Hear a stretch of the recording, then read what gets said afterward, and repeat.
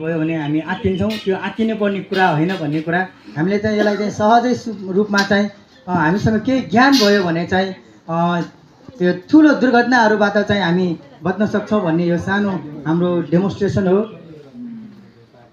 प्रकाश sir.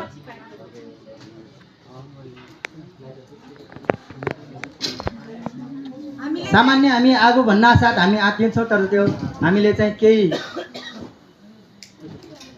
यसरी आगो बल्न बित्तिकै हामी घरबाट चाहिँ आत्तिएर या चाहिँ मजाले किन आत्तिने हडबडाउने अनि यो हावाको चाहिँ फलो कतातिर भइरहेको छ हेर्ने। अब यताबाट हावा त लागेको छ, हामी यता जानुपर्छ, अहिले चाहिँ म यताबाट हावा उता लागिरहेको छ, म चाहिँ मजाले औँला लिएर यस्तो गरिदियो भने ठ्याक्क मर्छ अनि यसलाई चाहिँ रेगुलेटरलाई अफ गरिदिने।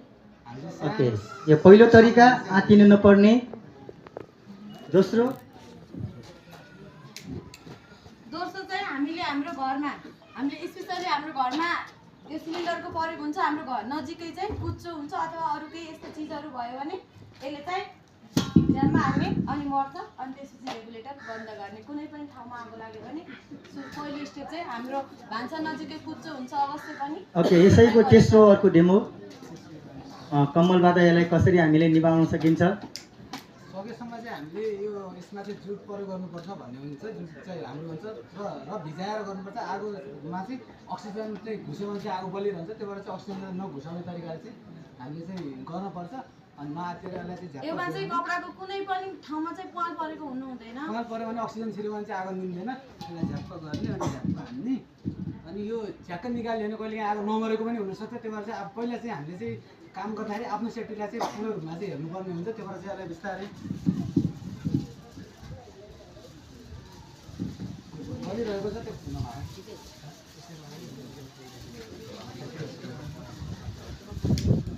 घरमा पास भयो भने चाहिँ यो बन्द हुन्न। त्यही भएर चाहिँ हामीले सकेसम्म चाहिँ यस्तो गर्ने। ओके, वास्तवमा आगो बल्नको लागि तीनवटा चिज हावा, इन्धनको चाहिँ जरुरत हुन्छ। ओके, त्यसै गरी पाइपमा बलिरहेको आगो कसरी निभाउने हो त्यो एकचोटि पनि डेमो गर्नु होला। पहिले बकेट।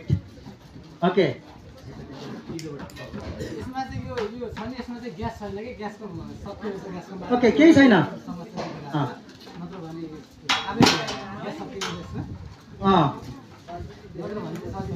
ओके, अक्सिजनलाई चाहिँ हामीले चाहिँ कट गरिदियो भने आगो निभिने भन्ने एउटा यसको चाहिँ प्रयोग। अक्सिजनलाई चाहिँ कट गरिदिनु कि एनी अब अक्सिजनलाई कट गरिदियो भने त्यहाँ हिट अक्सिजन चाहिन्छ। त्यो दुईमध्ये एउटालाई हामीले कट गरिदियो भने चाहिँ आगो चाहिँ आफै मिल्छ। अनि धेरै आत्ति नभएन बिस्तारै चाहिँ आफ्नो सेफ्टीलाई चाहिँ ओके गर्ने चाहिँ काम गर्छ। ओके, धेरै धेरै धन्यवाद। हाम्रो यो फायर सेफ्टी कसरी गर्न सकिन्छ भन्ने कुरा यो सानो डेमो हो। यसै गरी हामी स्काउटमा चाहिँ प्राथमिक उपचार फर्स्ट एडका कुराहरू गर्छौँ। स्रोत साधनबाट उपलब्ध कुनै पनि घटनाक्रममा चाहिँ त्यो घटनाहरूलाई चाहिँ अझ बल्झिन नदिन र घाइतेहरूलाई सम्बन्धित ठाउँमा चाहिँ लानको निम्ति हामीले चाहिँ विभिन्न